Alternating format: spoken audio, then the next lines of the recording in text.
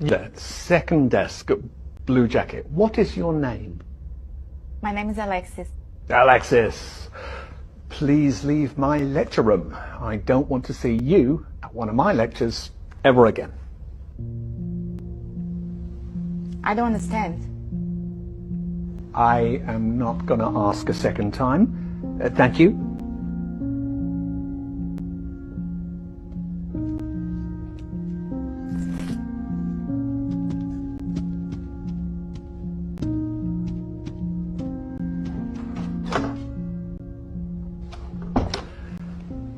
Why are there laws?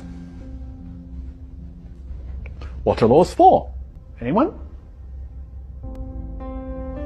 Social order? To protect the person's personal rights. So that you can rely on the government? Justice? Thank you. Tell me, was I unfair to your classmate just now? Indeed I was. So,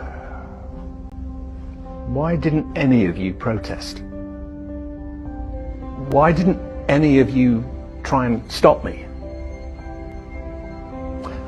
Why didn't you want to prevent this injustice? You see, what you have just learnt, you wouldn't have understood in 1,000 hours of lectures unless you lived it.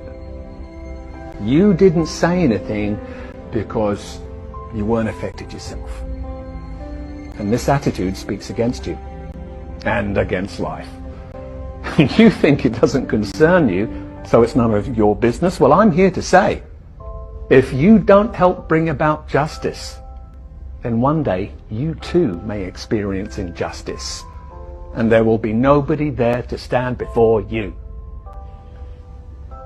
Truth and justice lives through us all, and we must fight for it. Because in life and work, I mean, we often live next to each other, but not with each other.